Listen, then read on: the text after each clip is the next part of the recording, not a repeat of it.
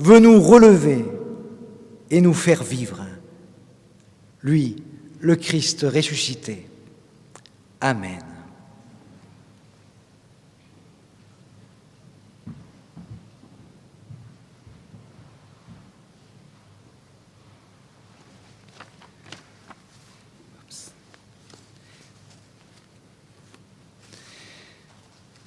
Et nous lisons maintenant dans l'épître de Paul aux Colossiens, le chapitre 3, les versets 1 à 4. « Puisque vous avez été ramenés de la mort à la vie avec le Christ, recherchez alors les choses qui sont au ciel, là où le Christ siège à la droite de Dieu. Préoccupez-vous de ce qui est là-haut et non de ce qui est sur la terre. Car vous êtes morts, et votre vie est cachée avec le Christ en Dieu.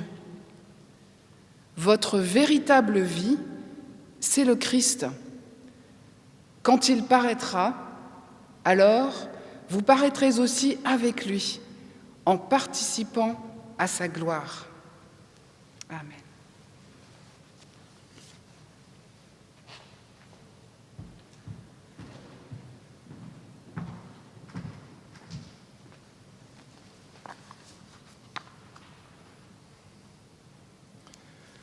Ce jour de Pâques est-il juste une commémoration, comme il y en a tant ? Une gerbe de prière déposée sur la tombe de Jésus de Nazareth, avec du parfum ?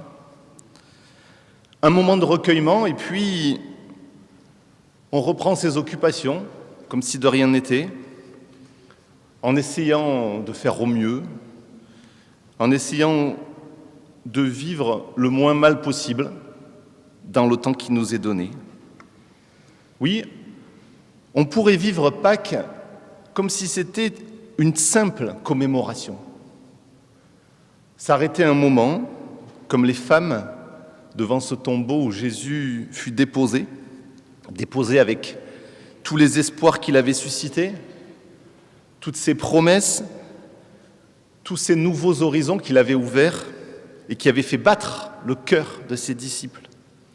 Et on se souviendrait, avec nostalgie, de ces enseignements si puissants, si généreux, peut-être un peu trop idéalistes pour ce monde. Et on se dirait qu'ils nous font du bien quand même, les mots de l'Évangile. Proclamer « il est ressuscité, vraiment ressuscité », ça nous ferait chaud au cœur. Et après ?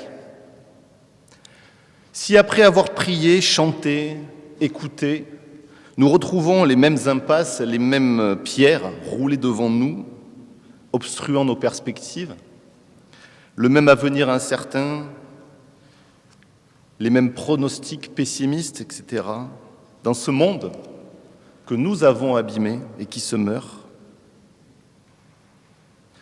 Mais les paroles de l'Évangile, les paroles du Nouveau Testament, celles de l'ange dans le tombeau, celles de Paul aux Colossiens, que nous venons d'entendre, ces paroles nous invitent à regarder d'abord non vers l'arrière pour nous souvenir, mais vers l'avant, pour une espérance qui change profondément nos vies, comme elle a changé celle des premiers chrétiens.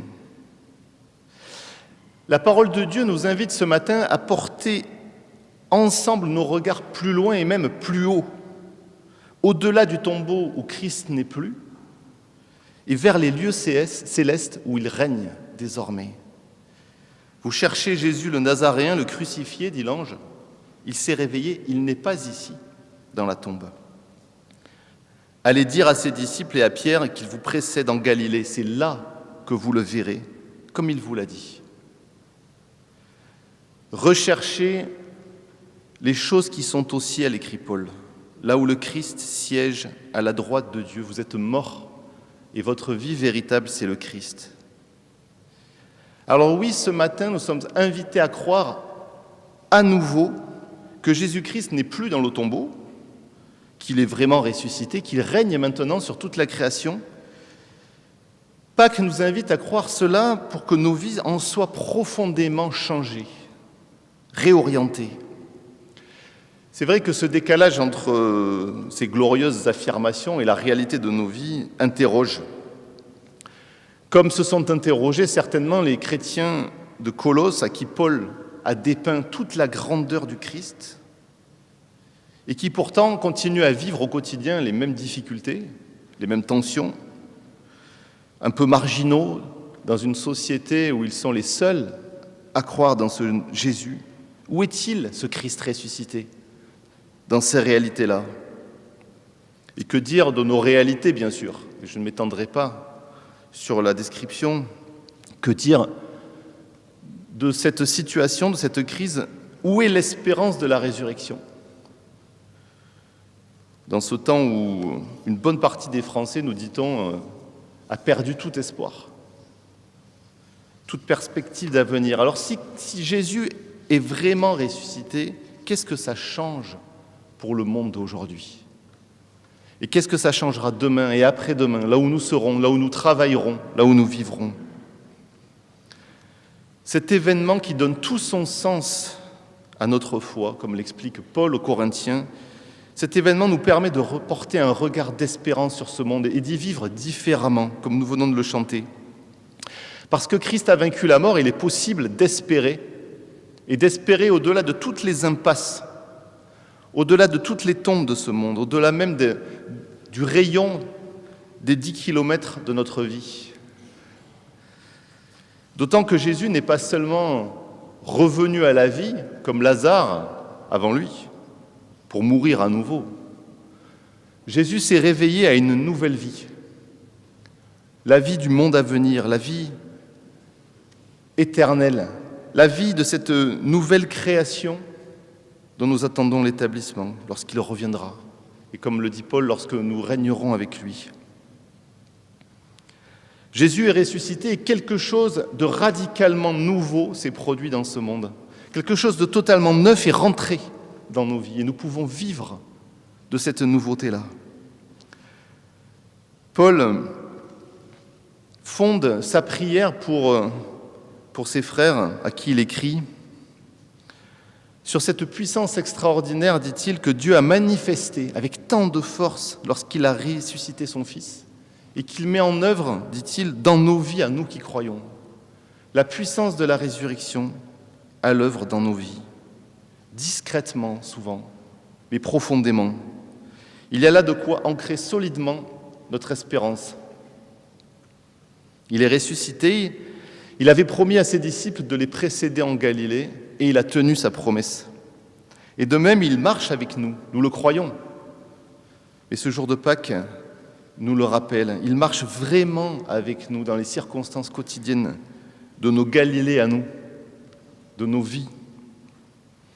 Il est ressuscité, il promet que nous le verrons. Nous le verrons face à face lorsqu'il paraîtra, dit Paul, et nous paraîtrons aussi avec lui. Et nous pouvons dès maintenant le chercher. Et je crois qu'il y a là, dans cette espérance de Pâques, une invitation à puiser dans la puissance du ressuscité la force de continuer à chercher. Chercher sans relâche dans la prière ce Christ vivant. Chercher dans les Écritures, dans nos circonstances, sa présence. Chercher sans nous décourager dans son Église ce Christ qui y est pleinement présent, dit Paul aussi. Le chercher même au sein de nos communautés si fragiles, si dysfonctionnelles même, j'ose le dire, si souvent. Ne pas nous décourager de le chercher. Et le chercher ensemble, bien sûr. C'est ce que nous faisons ce matin, car nous croyons qu'il est présent. Lui, dont l'Esprit nous inspire, nous invite, nous incite, nous travaille pour une unité toujours plus grande, à son service, pour sa gloire. Alors non, ce matin, il ne s'agit pas bien sûr de commémorer simplement un événement passé et puis continuer notre route comme s'il ne s'était rien produit. Nous sommes là, je crois, pour nous laisser encourager pour l'avenir. puiser à nouveau dans cette espérance extraordinaire que porte la résurrection du Christ, de quoi le suivre et le servir toute l'année. Arrêtons-nous et pesons ces mots. Il est ressuscité. Il était mort. Il est revenu à la vie d'une vie nouvelle. Et parce qu'il est ressuscité, de la vie du monde à venir, eh bien, cet avenir-là est ouvert pour chacun de nous. Alors que cette espérance nous libère déjà, nous libère pour aimer tous les hommes et les femmes qu'il place sur notre route. Que cette espérance nous rende audacieux pour entreprendre, enthousiastes pour servir le Christ, joyeux, qu'elle nous garde la tête non seulement au-dessus de l'eau, mais tournée vers le ciel où il règne. Notre véritable vie, c'est le Christ. Il y aurait beaucoup à dire sur cette expression. Le croyons-nous? Il n'est plus dans nos tombeaux, nous l'avons chanté, alors il est temps. Il est temps de quitter nos tombeaux. Ne restons pas non plus dans ce qui nous tire vers la mort, vers le désespoir, la désespérance, mais soyons vivants avec lui. C'est peut-être une des réponses que nous pouvons faire à son amour. Être vivant pleinement par lui et pour lui, afin de bénir ce monde qui se meurt. Amen.